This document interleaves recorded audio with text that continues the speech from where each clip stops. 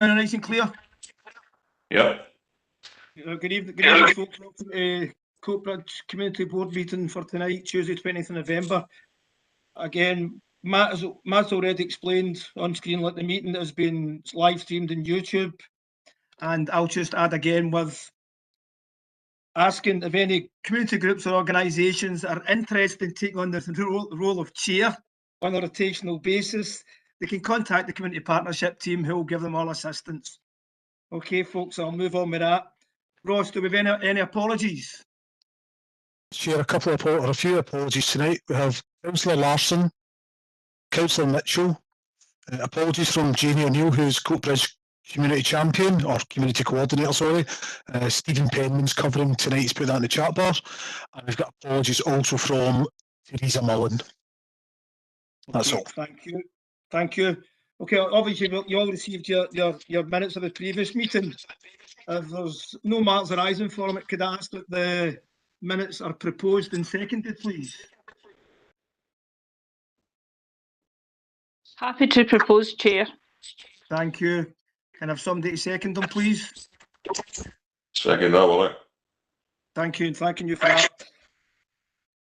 Excuse me, folks, but I seem to get a wee bit of feedback here, so just bear with me if it's kind of bouncing back on me.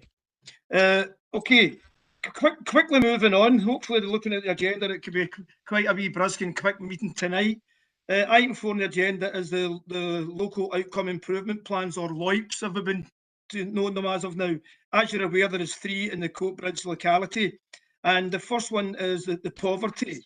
I think we're getting an update from Christine McNally from the Coatbridge Health and Social Care Consortium. Christine. Just giving a right rookie mistake there of being on mute. You think I'd get used to it by now. Okay, just to give you a wee update on everything that's happening around poverty. I'm sure everybody knows we're all working in partnership to be able to alleviate as much of the struggles that our residents have, and everything seems to be gelling together. From my point of view, everything's gelling together. We have citizens' advice and money matters, particularly ensuring that income maximisation and advice is available across the locality. We have a number of initiatives from the third sector helping and supporting the NLC's Warm Hubs initiative. There is an interactive map available for that, because I think there's about 14 sites across the community giving offers of assistance there at different times of the day, which is great to be able to signpost people onto. There's a number of initiatives giving out clothes and food available, not particularly the food bank, and various agencies across the locality. And I know that people are able to go to places out with their own area, and that's something we should be encouraging if need be, rather than having MD stigmatised at not wanting to go to their neighbour's area. So people can present to any area within North Lanarkshire for assistance. There's a number of agencies or grants available. Celtic Foundation has contacted Glenboig in particular to put out news about their initiative. They've got money to give out. So there is a website there, and I can get it out to everybody later on, where people can apply on their own right. They don't need to go through an agency for that. And there's other agencies out there that are providing finance. There's a hardship fund is opened for groups experiencing in delivering cash and vouchers, but they have to have an income less than £100,000. So Glenboig Development Trust is out of that. We can't deliver that particular project, but I would encourage other agencies, if they can, if they have an income of less than 100,000 and they have experience of issuing cash and vouchers to individuals, to apply for that. So we have as many outlets across the locality as possible. Not just Scotland has funds that are available to kinship carers in particular, and at this time of year, particularly supporting brothers and sisters. And again, it's contacting Not Just Scotland directly there. I've mentioned about the coats and the clothing bank from the chapel and various other areas in the locality. And Cash for Kids appeal is now open for agencies to go directly there. So I think we're well covered by the agencies that are supporting this initiative and partnership, and it's a site that partnership actually does work. And I think we need to keep that going, not only through this initiative, but through other initiatives. So that's where we are at the moment. Does anybody get anything they want to ask? And I'll try and answer. Nope. Great. Aye, will I? Chair, you're on mute just now. My apologies, I've just copied Christine there. My apologies. What I was saying was, Christine, thanks for that. It's a great piece of information. And I'm sure if anybody needs any further information, they should contact Christine at the Coatbridge Consortium. Thank you for that. Moving on to the mental health and well-being. I think we're getting an update for, excuse me if I don't pronounce this correctly, it's Viv Havari Gakward. Is that right, Viv? Apologies if I don't pronounce that too good. No worries, Chair. That's fine. You can call me Vibha. So Vibha is too long, but Vibha, yeah, is I would prefer that. That should be fine. Thank you. Yeah, so yeah, I would go ahead with training and capacity building of staff. Just now we are delivering assist and Scottish mental health first aid training to staff. And also we are developing inform level training. So that would be around mental health, how to have a healthy conversation, looking after your mental health, and also ask, tell, save a life. So that won't be an intervention. It's just an informed awareness level training. So it would be open for any staff from third sector voluntary organizations. We are currently working with so this is a new project piloted by Coatbridge High School. It's working in partnership with schools, and it would be looking at how we can promote resources, practice, best practice, and support how schools and community partners can work together. So we will be surveying kids around generic mental health themes. That would be anxiety, bullying, depression, loneliness and isolation, low mood, online safety, stress, loss and grief. And as any particular topic that's been selected by children and young people, it would be the focus for the Mental Health Awareness Month, which is in May 2023. So that's the new project with community schools, community partnership. We are also closely working with Get Walking Lanarkshire, and that would be around green health and walking projects. The target groups would be adults, young people, but also older adults with any additional needs. So these would be setting up some walking groups and making sure we have peer support, peer volunteers as well within the community, just to look at the sustainability of the project. The next work is working with Stigma Free Lanarkshire. So that's more around delivering workshops to community people, more around mental health and stigma, how people can raise a conversation, can ask for help, and also around 9 protected characteristics. So addressing stigma around that. That would include LGBT, disability, people with disability from BAM. So Black, Asian minority, ethnic minority community as well. The next project we are working is Party Smart, Party Safe. That's with Police Scotland and Scottish Fire Services. Though the aim of the project is addressing alcohol-related disorders and antisocial behavior, it would also target improving mental well-being, because the staff from police and fire services would be delivering key messages around suicide prevention, mental health, sexual awareness, and smoking cessation and alcohol awareness as well. So it is an opportunistic advice, but yeah, it's just looking after that signs and symptoms and making sure that we signpost young people or adults whenever we see those signs and symptoms. So that's from me. Any questions, welcome. Thank you very much. Thank you, Chair. Bippa. Does anybody have any questions? I've got a question, will I? Chair. Yeah, carry on. Yep. Hello, Viva. Sally McVeigh at Coatbridge North.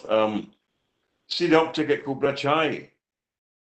What is the uptick like at the Coatbridge High with the service you're providing there for the pupils? Sorry, what uptake? Sorry, I'm not, there is, the voice is breaking, sorry. Sorry, Viva, you mentioned Coatbridge High School there. And just to ask what you're doing at Coatbridge High School and is the uptick by the pupils, what numbers is it? So yeah, just now we had a second meeting. So it's just now we are in the discussion in with partners, but a survey will be maybe in place by maybe end of December, and then we'll come to know the feedback from pupils and how many pupils are responding to that and what mental health themes they are picking up. But yeah, we just had 2 meetings, and yeah, so far it's a good response. Thanks very much, Viva. Thank you. Thank you. Okay, anybody else got anything for Vibka? No, okay. Okay, we'll move on again. It's the other light is digital inclusion, and it's an update from Douglas Mill from Van El. Sure. As part of driving digital locally, we've met with Comsworld recently to discuss the details of the contract we've agreed with North Lanarkshire Council. So we've had 2 very productive and positive meetings with them to date, and we've discussed various aspects of the practicalities of that. We've yet to really get to the community benefit side of the deal, but we'll be discussing that in further detail going forward.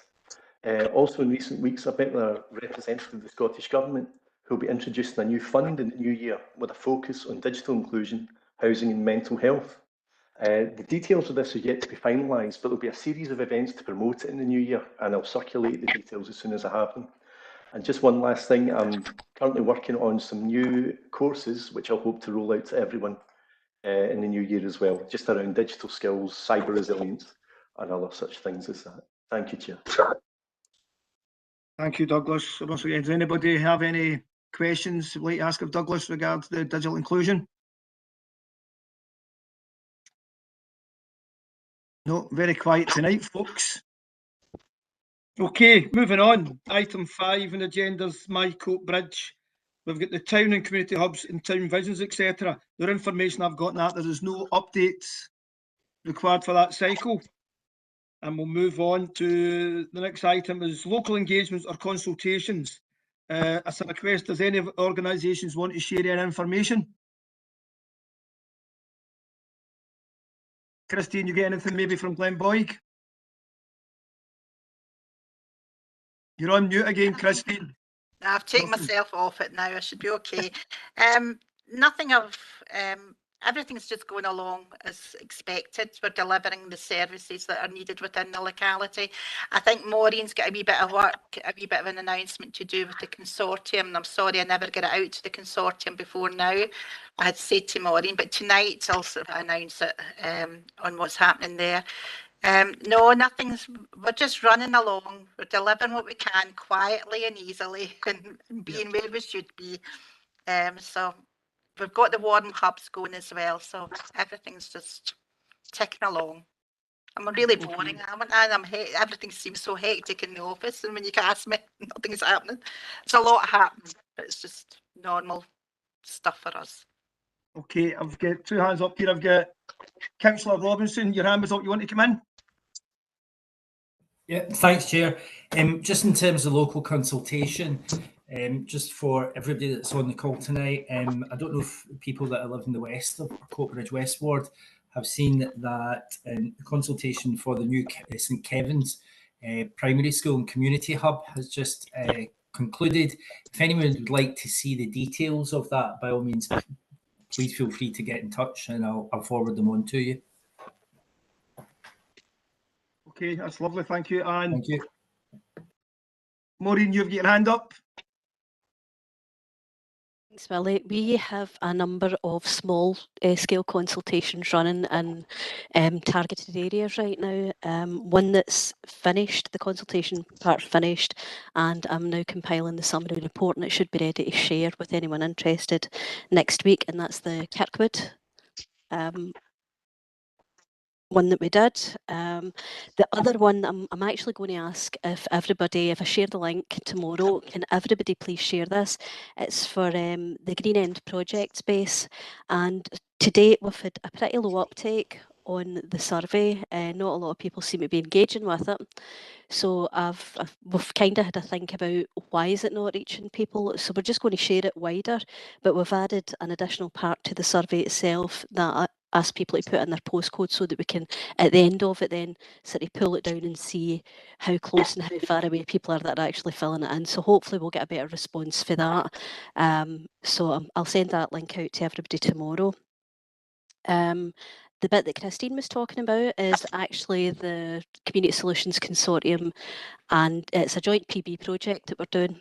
Participatory budgeting, yes, those two words that everybody loves to hear and nobody can say properly.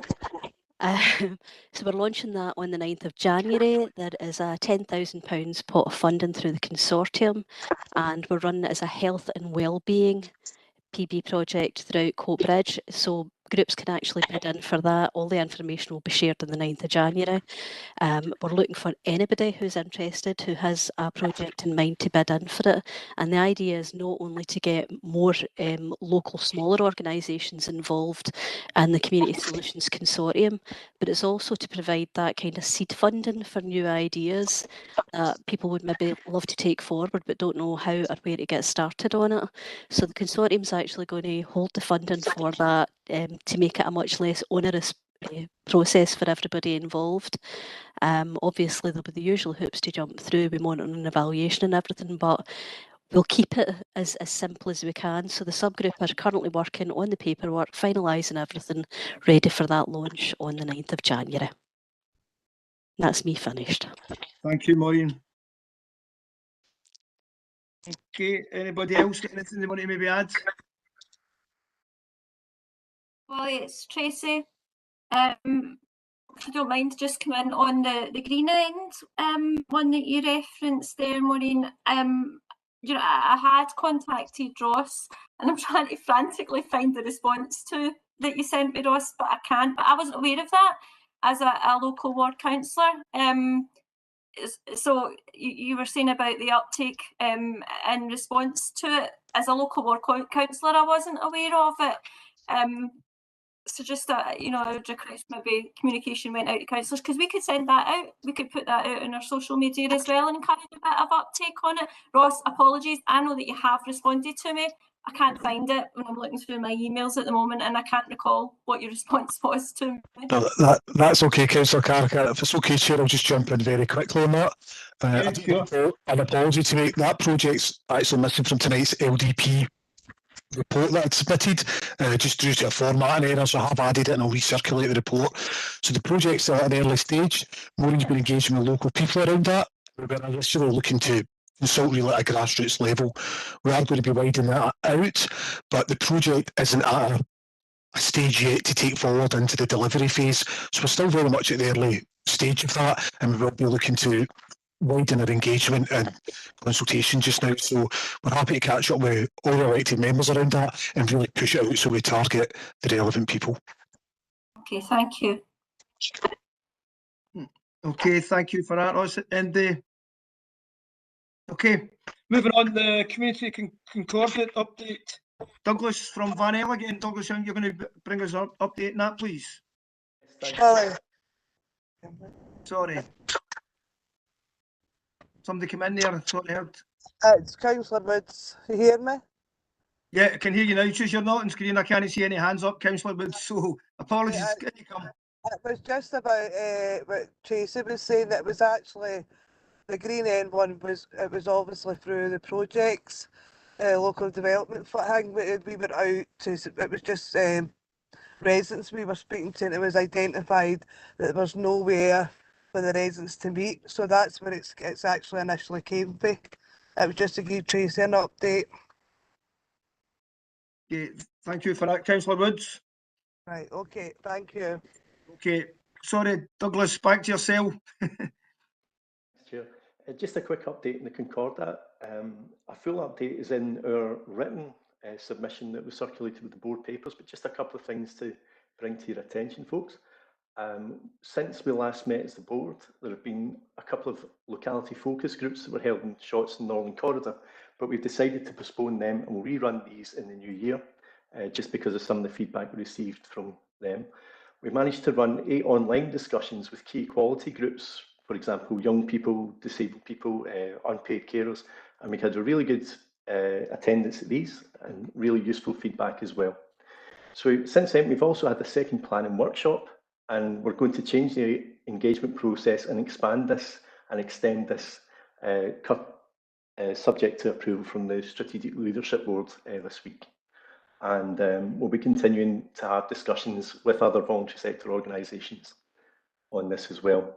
So as part of the future plans, there'll be further stakeholder engagement in developing the Concord app, and we'll also, there's a proposal to actually rename it to maybe make it clearer as to what it actually is. And again, this will be considered by the SLB. And the whole process will be extended into next year. We're going to run a short online survey looking at input to the Concord app itself. And this will be developed to community board members, NLP partner and community organisations for wider distribution. We want to get as many people involved as this as possible. We'll rerun the locality focus groups as discussed, and I'll circulate the details as soon as we have them. And we'll have discussions with existing community groups. Again, actually, if you're coming along to our locality network event tomorrow, we'll be hosting a short session on that as well. And I know some people here tonight have signed up for that. It'll be good to see you. And for going further forward, there'll be a design event around the Concordat as well, with stakeholders invited to participate on this.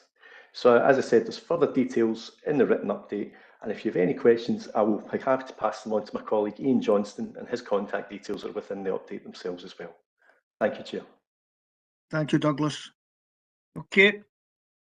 Moving on to item 6, community matters, the community drop-in points. I think Christian already highlighted some of these things about the drop-in points earlier. I think Ross is going to come in and just give us an update on the campaign. Yep, thanks, Chair, and thanks, Christian, for bringing this up earlier. So just really to make the board aware that we've now launched the community drop-in points across North Lanarkshire.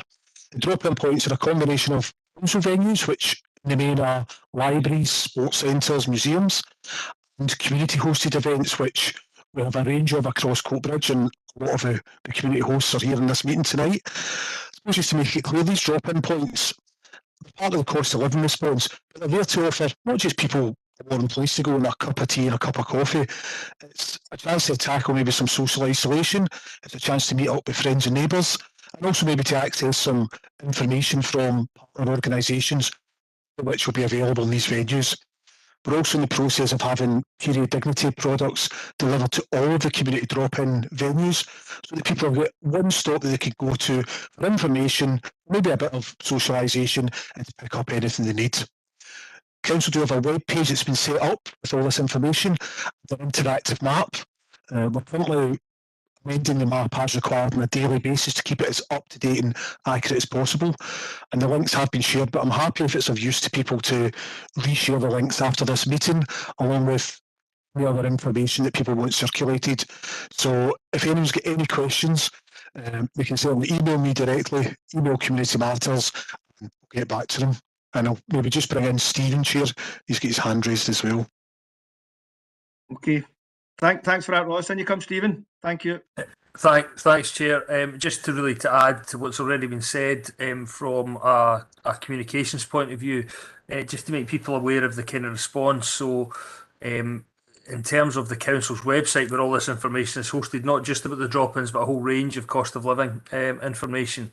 Those pages accounted for 17% of all traffic to the council's website last week. So that's, when you consider that the council's website gets 2.2 million visits a month, that's a fairly substantial visit rate for pages that didn't exist 3 weeks ago.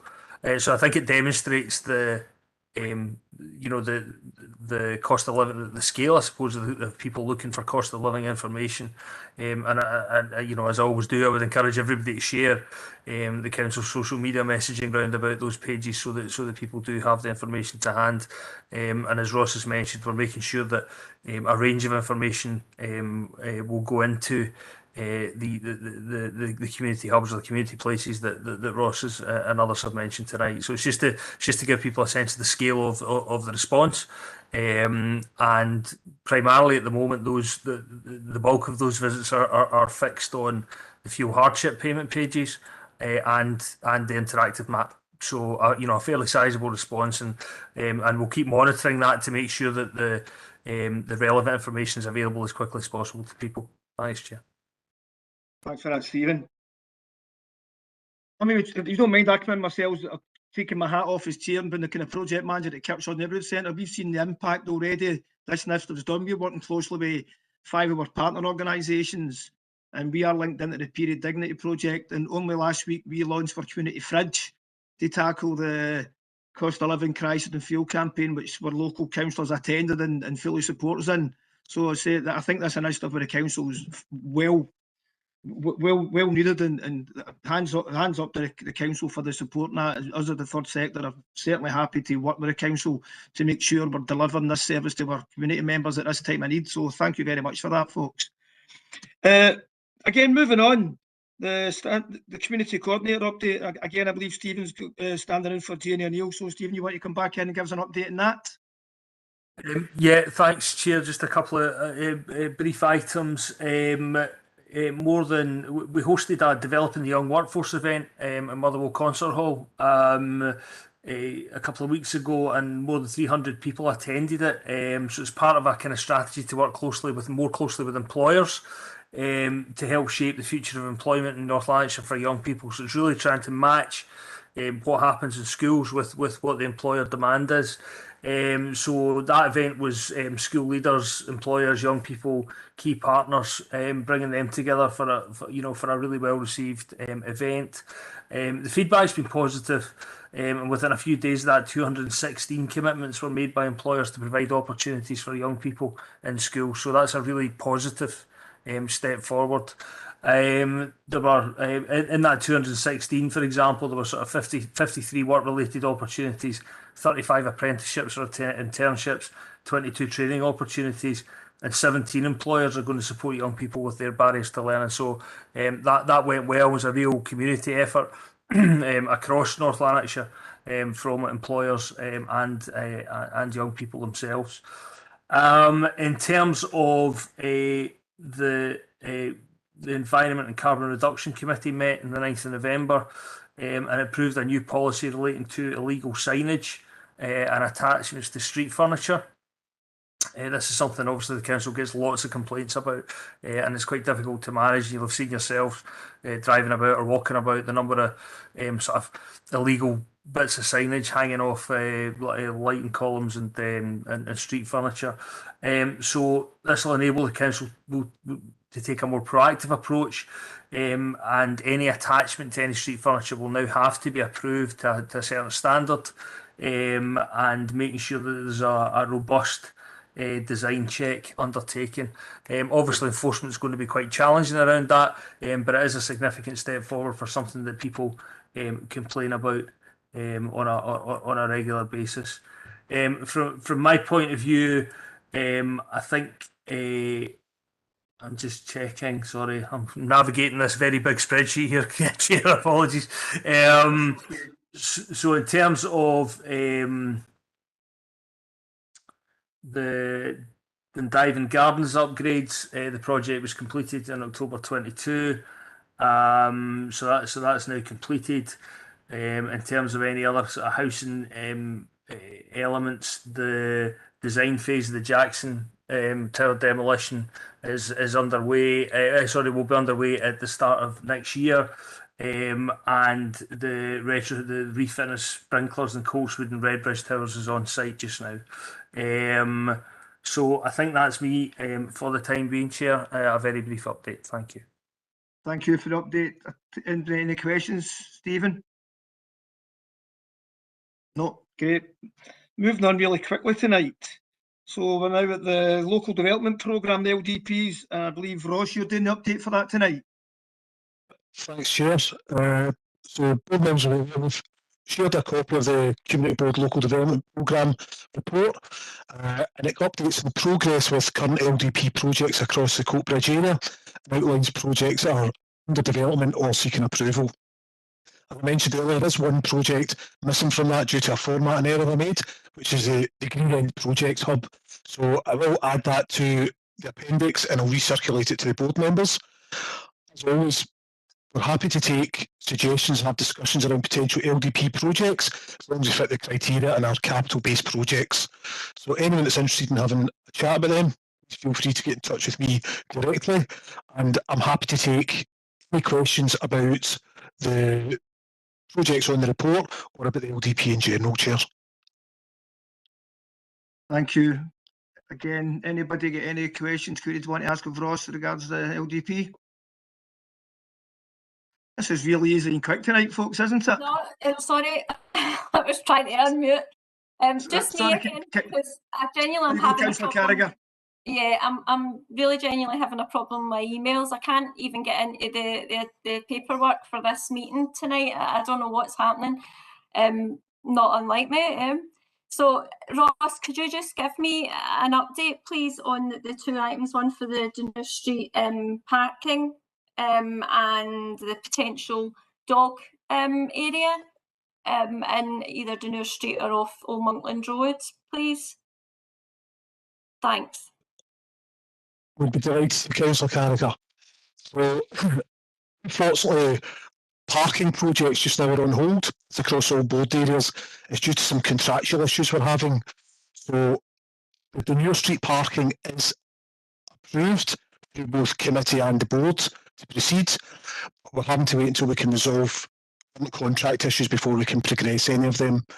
Not really in a position to. So, do you have any kind of idea, any timescale on that, and what the issues are? I don't have any timescales on this. I can certainly have a discussion with you off table around the delivery of parking projects. It's not something I can go into in great detail just now, unfortunately.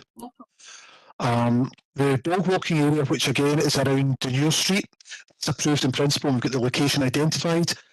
That's a capacity issue. We're looking at our street scene colleagues delivering that, and we are in discussion with them, and hopefully we'll be able to address that in the short-term future. So again, I'm happy to catch up. Yeah, just on that, because I'm finding it difficult to hear. Ross, did you say that the area is identified, the location is identified? Because there was two options. So it was the new area we identified that I've got as noted as Dunure Street as the area for it. Right, so that'll be the second option then, I'm assuming. Yeah, okay.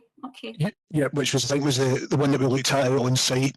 So these projects we tend to deliver in-house, and team that deliver it also makes Christmas trees, etc. So just now there's an issue just getting them on site, but we'd be looking to get them taking those projects forward early in the new year. Brilliant, thank you, that's good news, thank you. Okay, Councillor Robinson, I see you've got your hand up. You want to come in? Yeah, great. Thanks, Chair. Ross, just want to ask about the project that's there for the safety zone in Bargedy for their floor replacement. I know this is something that's been quite urgent for the safety zone. It's pending approval at the moment. Do you know what the potential date for a decision to be made on that is? The projects went through committee, Councillor, so the report passed committee with no issues, so it has been approved at committee and it's at the board just now, really for noting for approval tonight. And following tonight's meeting, we would then move the safety zone, the Fire Queen project and the Motherwell Canal projects onto the approved list.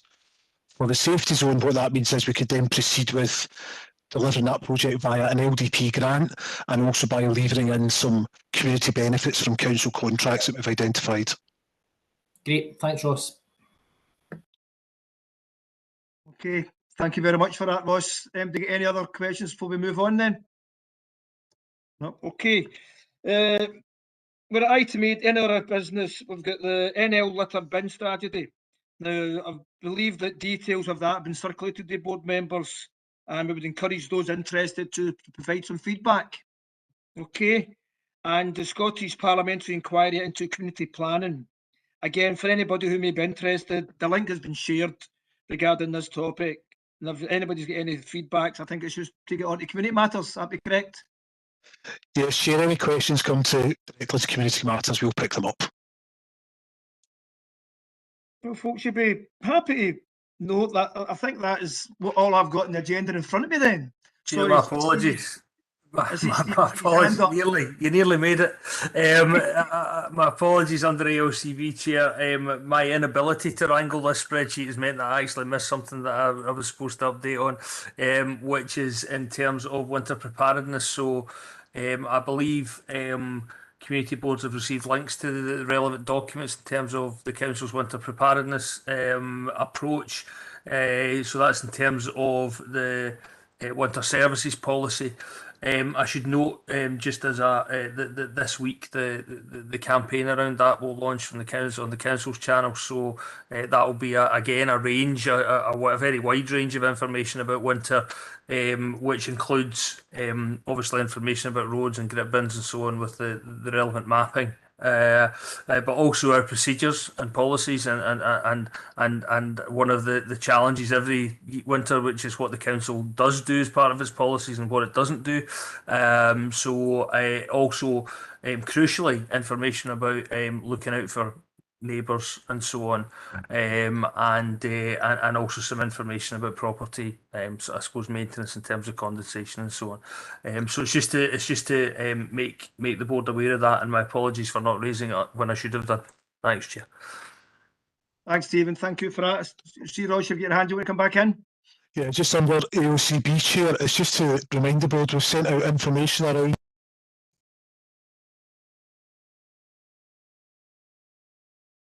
Ross, you've gone on to mute, sorry. Ross, you've gone on to mute.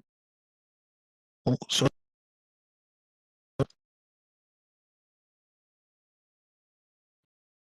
So it's automatically muting me. I'll hold that there. It's just to tell you that the budget consultation, the Coatbridge.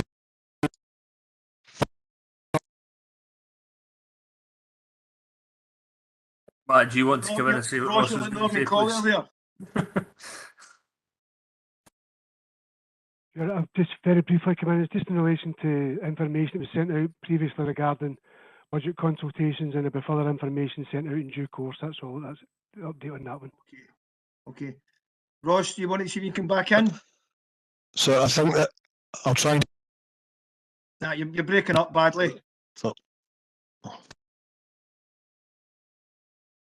Okay, I think if we've got no further business in tonight.